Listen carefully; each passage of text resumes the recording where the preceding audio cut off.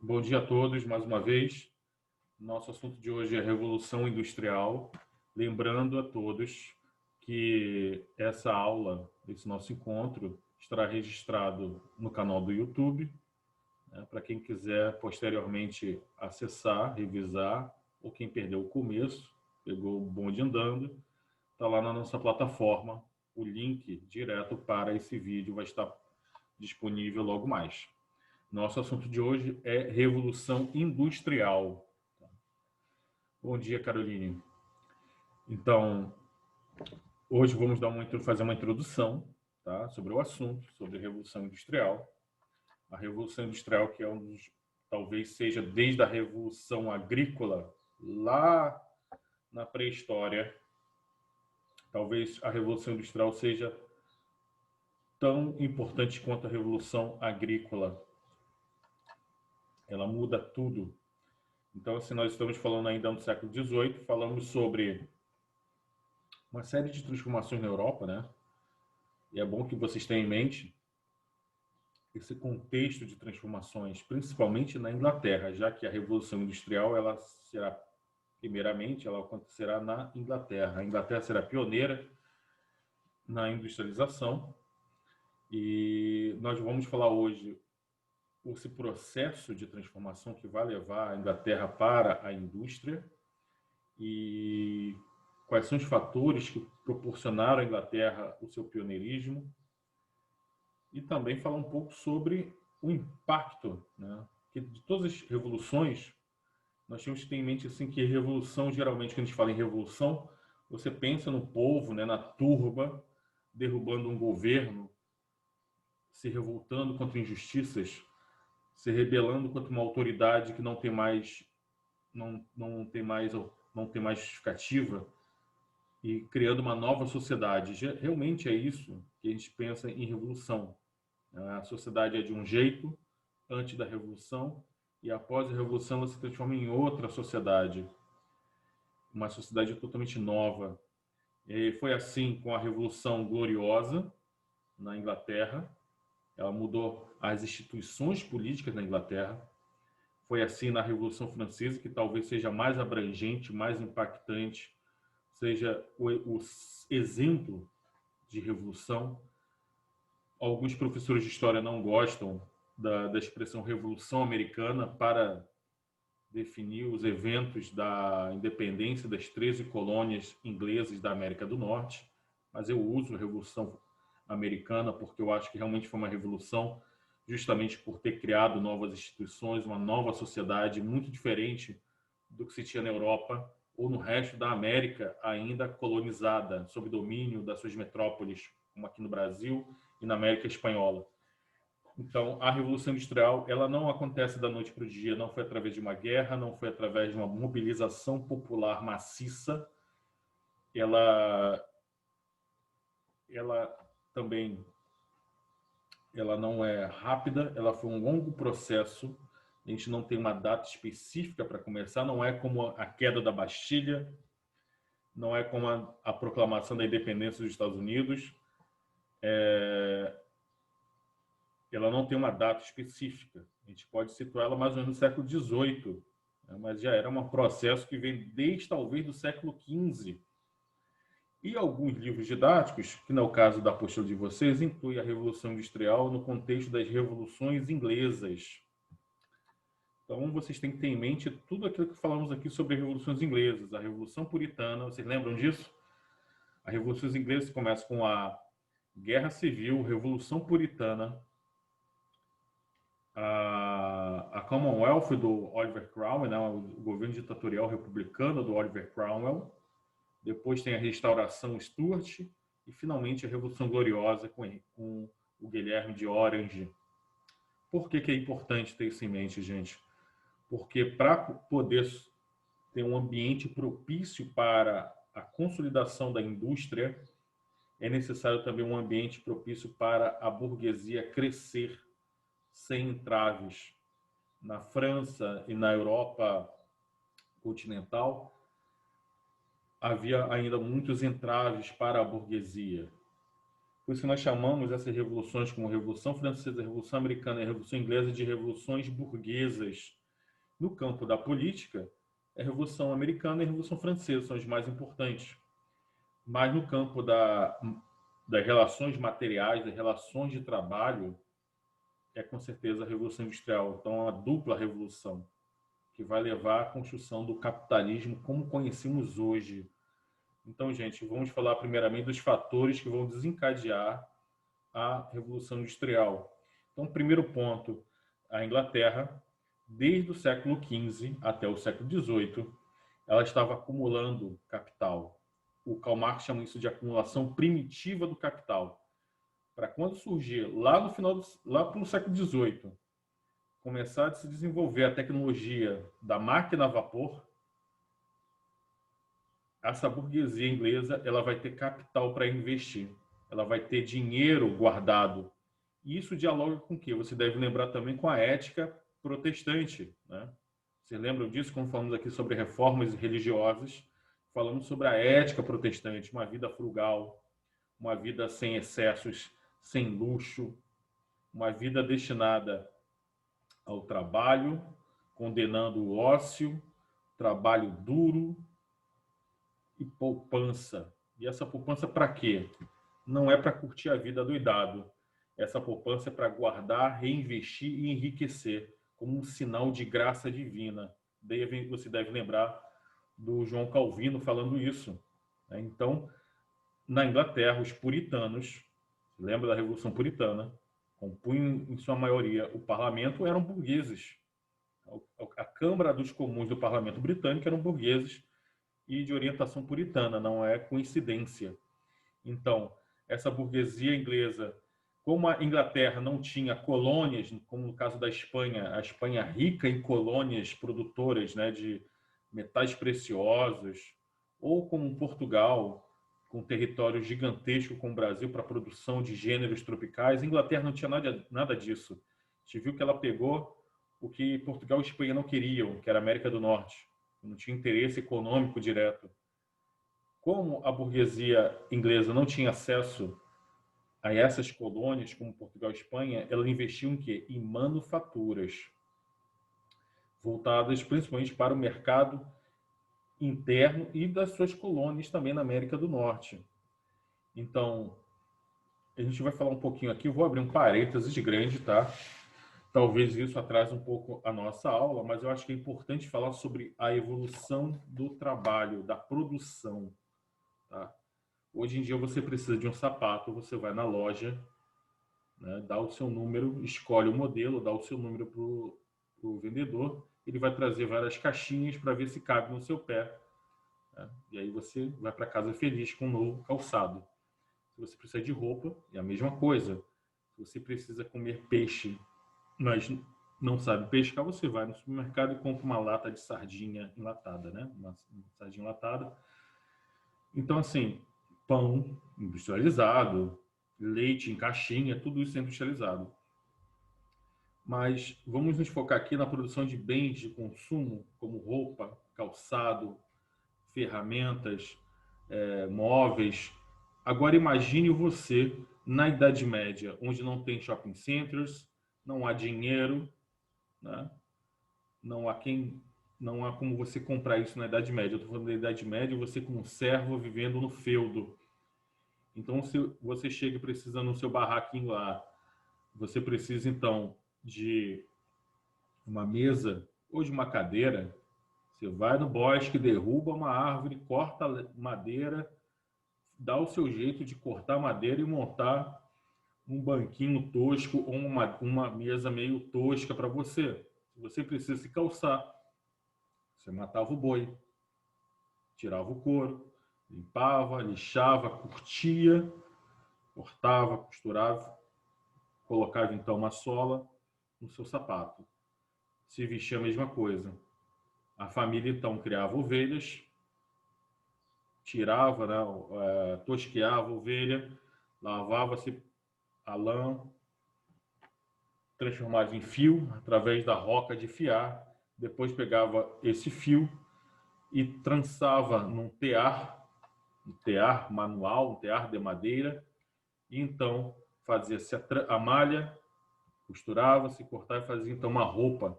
E geralmente toda a família participava desse processo. A gente deve lembrar, por exemplo, que na Idade Média, as pessoas geralmente trabalhavam até o meio-dia no campo, né? Acordavam muito cedo, iam para o campo, mas tinham o resto do dia meio que livre.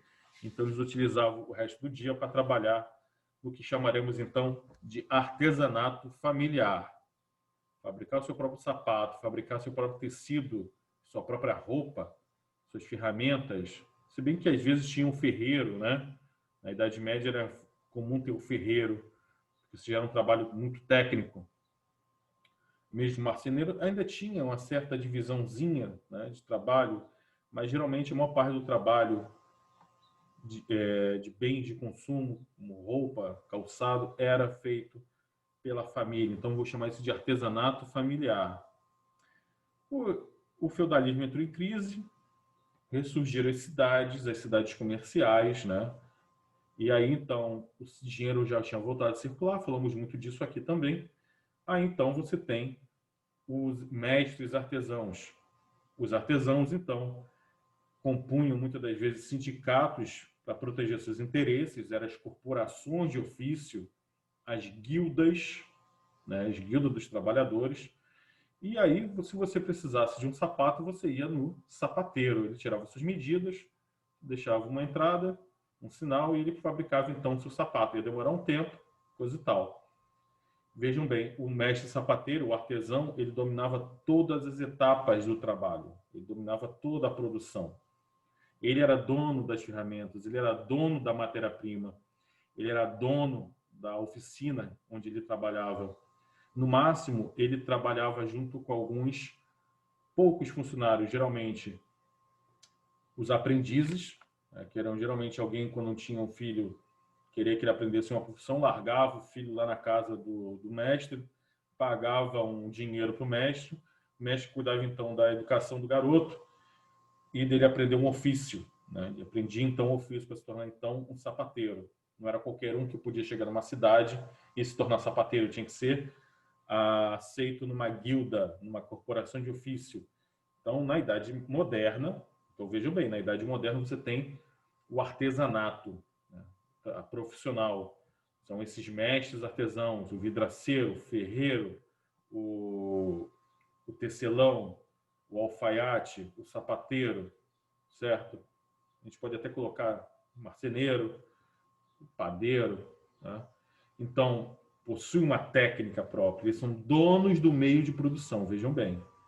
Mas aí a população cresceu, foi crescendo as cidades, a demanda por esses produtos aumentou também, a necessidade de se ter uma grande quantidade desses produtos de maneira acessível, ou seja, barato. A gente deve lembrar que na Idade Média e no começo da Idade Moderna as pessoas não davam muito de sapato.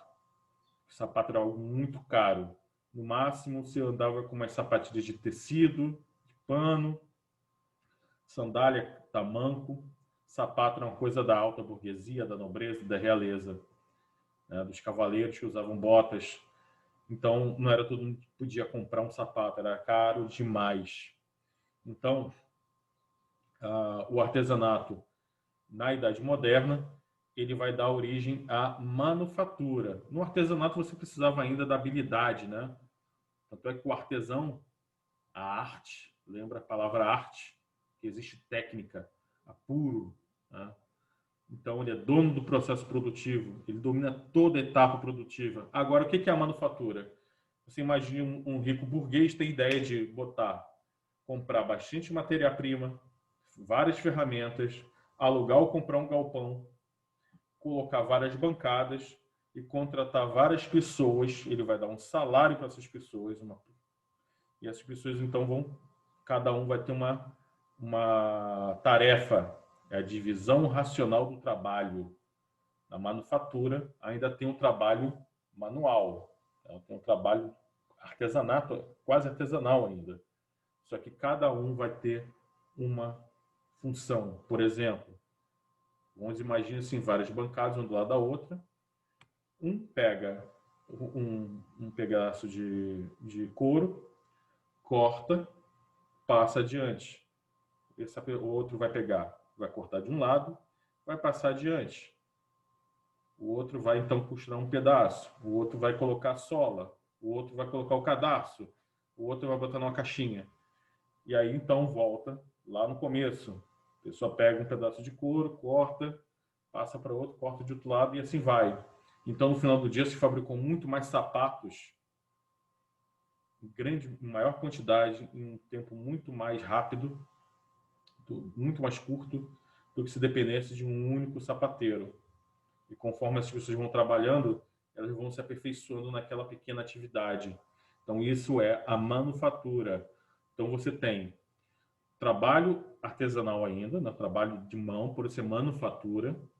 Você tem a divisão racional do trabalho, mas os trabalhadores, vejam bem, eles não dominam todo o processo. Muitas das vezes o cara só aprende a fazer uma coisa, né? Só uma etapa. E ele não é dono dos meios de produção. Ele é dono apenas do quê? Ele é dono apenas da sua força de trabalho, da sua saúde, do seu tempo, da sua disposição para trabalhar. Ele não é dono da matéria-prima, não é dono das ferramentas, não é dono do galpão. Isso tudo pertence a uma outra pessoa, que eu vou chamar aqui de burguês. Até aqui está claro, gente? Alguma dúvida até aqui sobre essa evolução do trabalho? Então, a trabalho artesanal, familiar, lá na Idade Média, trabalho artesanal profissional dos mestres artesãos, e aí você tem a manufatura, ainda na Idade Moderna. Aí quando você... Qual é a diferença, então, da manufatura para a indústria, para a fábrica? A diferença é a introdução da máquina, a máquina a vapor. Você tem toda aquela estrutura da manufatura, só que aí você tem a máquina para tornar o trabalho ainda mais rápido e a aumentar ainda mais a produtividade. Você aumentando mais a produtividade, você diminui o preço dos produtos e torna eles mais acessíveis. Gente, algum problema até aqui? Alguma dúvida? Tudo bem? Beleza. Gente, qualquer dúvida sobre esse assunto, não hesitem em perguntar. Então, gente, essa é a evolução do trabalho. Vamos voltar então para os fatores que vão desencadear a Revolução Industrial na Inglaterra. Já falei aqui da Revolução Puritana e da Revolução Gloriosa. Por que elas são tão importantes, gente? Porque elas abriram espaço para a burguesia poder crescer. Vocês devem lembrar da Revolução Puritana. Os puritanos, né, os religiosos, né, protestantes, se opunham à autoridade absolutista do rei, que queria restaurar o catolicismo e aumentar sua autoridade sobre a igreja anglicana. Os puritanos faziam parte do parlamento, né, a Câmara dos Comuns, geralmente burgueses, não concordaram com isso e entraram numa guerra civil onde o rei foi decapitado. Mais tarde, voltam-se os reis Stuart, da família Stuart. O Carlos II também tem uma atitude mais absolutista. O parlamento, então, mesmo com suas diferenças, se unem. Os Whigs e os Tories se unem, derrubam o rei e colocam Guilherme de Orange, que jura, então, de lealdade ao parlamento e assina o Bill of Rights, garantindo os direitos do homem, que o John Locke chamou de direitos inalienáveis, né? Os direitos individuais do homem, principalmente a propriedade privada. Tá? Isso é muito importante. Então, diminuiu-se o poder do rei, diminuiu-se o poder da nobreza e fortaleceu-se a burguesia. Então, cria-se, através dessas revoluções na Inglaterra, o chamado Estado liberal burguês. Então, o Estado, né, o país, o governo, ele vai atender às prerrogativas da burguesia. Então, essas medidas aprovadas no parlamento fortalecem essa burguesia. Um exemplo, dá dois exemplos aqui. A criação do Banco da Inglaterra, o Estado, né, a coroa inglesa cria o Banco da Inglaterra para financiar manufaturas, companhias de comércio, emprestar dinheiro para quem quisesse expandir seus negócios. Outro também, manter o preço do trigo baixo, para garantir o preço do pão baixo, para, então, o salário dos trabalhadores ser baixo também. Né? Para manter os trabalhadores trabalhando sem reclamar, mantém-se o preço do trigo baixo, para eles poderem comprar comida por um preço mais baixo e, assim, o salário ser baixo também. Isso favoreceu muito a burguesia. Na época do Oliver Cromwell, você deve lembrar, decapitou o rei Carlos I, de Stuart, E aí, então, ele se tornou o ditador da Inglaterra, Lord Protector, e aí ele estabeleceu como autoridade dele os atos de navegação que proibiam o transporte e o comércio de produtos ingleses em navios que não fossem de bandeira britânica.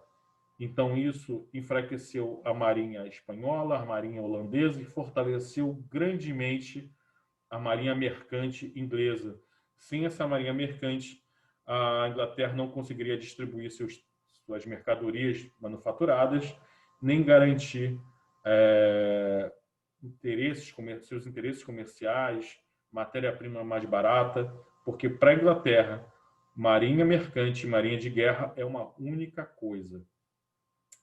Então, a hegemonia da marinha mercante britânica, ela se torna senhora dos sete mares a partir dos atos de navegação do Oliver Cromwell durante o governo da rainha Elizabeth Tudor, a grande rainha virgem.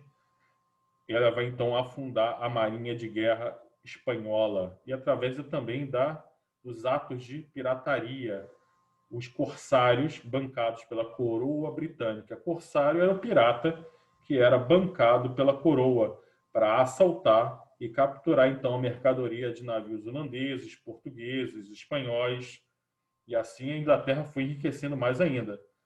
E também desde a época do século talvez 13, 14, a gente não tem uma data exata também, começou a se introduzir uma mentalidade capitalista no campo, na produção agrícola.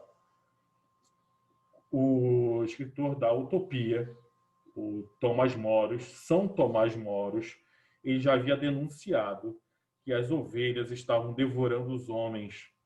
O que ele quis dizer com isso? As ovelhas devorando os homens. Ele estava falando do processo de cercamento que estava acontecendo na Inglaterra, os enclosures. O que é esse cercamento? Você deve lembrar que na Idade Média tinha, claro, as terras dos camponeses, a gleba, né? O manso servil. Tinha a terra exclusiva do senhor, que eram as melhores terras, não manso senhorial. Mas você tinha aquelas terras que eram livres para os camponeses, então, expandir a sua produção, utilizar para apacentar seu gado, suas ovelhas, pegar mel no bosque, pegar madeira no bosque, certo? Aterrar algum pântano para aumentar a sua produção também. Só que aí muitos nobres começaram então a notar que o negócio era se livrar daquele negócio de feudalismo, começaram então a vender suas terras para os campos burgueses. Então aumentou-se a demanda por lã para atender as manufaturas britânicas. Que a primeira manufatura que vai se estabelecer, a primeira indústria, é a indústria têxtil. Então havia uma demanda muito grande de tecido, de lã. Então começa então os nobres a vender suas terras e aí então os burgueses vão cercando as terras livres e proibindo os camponeses de usar essas terras livres. E aos poucos os camponeses vão sendo expulsos, muitas das vezes até com muita violência. Vende-se a terra, o burguês não quer mais saber de servo, né? Ele começa então a introduzir técnicas modernas como maquinário no campo, como tratores, né? Primeiros tratores movidos a energia a vapor, melhores técnicas de cultivo, de fertilização do solo, substituindo aquelas técnicas ultrapassadas ainda da Idade Média. E então vai se expulsando os camponeses. Os camponeses vão então para a cidade, vão perdendo suas terras, vão se endividando, vão sendo expulsos e vai acontecendo o chamado êxodo rural. Nas cidades, eles vão começar a ocupar aquelas áreas menos favorecidas, menos valorizadas. Então vão criar a massa de reserva de mão de obra desqualificada para a indústria, mão de obra barata. Então olha como as coisas se encaixam. Os burgueses vão crescendo, a nobreza vai se enfraquecendo, os burgueses vão pegando o campo, vão expulsando os camponeses através da política de cercamento para aumentar a área de criação de ovelhas, para sustentar as manufaturas de tecido. As pessoas vão sendo expulsas, vão para as cidades incham, não são preparadas para receber um contingente tão grande assim de pessoas. Essas pessoas então formam o que o Karl Marx vai chamar de proletariado, mão de obra barata, desqualificada. Vão receber, então, salário de fome. Outra coisa também que é muito importante para a Inglaterra é o subsolo da Inglaterra, rico em jazida de ferro e carvão. Ela deu muita sorte. O subsolo da Inglaterra, riquíssimo nesses minerais. O ferro, matéria-prima das máquinas, símbolo da Revolução Industrial, o ferro, não o aço ainda, e o carvão para alimentar as caldeiras, para formar o vapor, ser canalizado, movimentar os pistões que vão movimentar as máquinas. Então, lá no campo, acaba a servidão, as terras comunais são substituídas pela propriedade privada, ou seja, a terra é sua porque você comprou, não porque você herdou. Né? O servo, a gente deve lembrar que o servo não tinha terra, ele trabalhava lá durante gerações, a família dele trabalhava lá gerações. A partir do momento que alguém compra, pode expulsá-lo. Né? E isso vai aumentar a produção também agrícola, essas novas técnicas, vai aumentar a quantidade de alimentos que são necessários para alimentar as populações urbanas. Então, toda essa gama de transformações vai proporcionar, então, que a Inglaterra seja a pioneira, a primeira nação a se industrializar no mundo. Tá? Alguma dúvida até aqui, gente? Eu falei muito rápido. Tudo bem com vocês? Ok, então, Camille disse que não tem dúvidas. Eu vou deixar um textinho, tá? Vou deixar um texto para vocês analisarem, lerem na plataforma.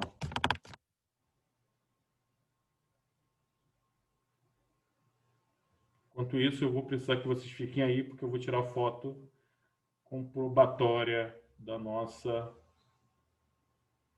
aula. Aliás, duas, é muita gente.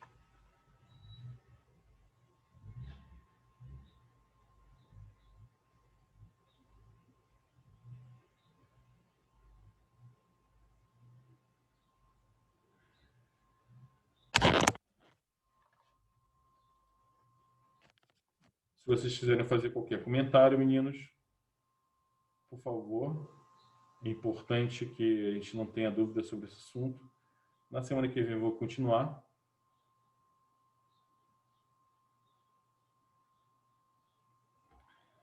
Tá? Então, muito obrigado pela atenção de vocês, gente. Tenham uma excelente semana. Divirtam-se, descansem, curtem esse friozinho. Evitem aglomerações no shopping. Tudo de bom para vocês, garotos. Até a próxima. Valeu.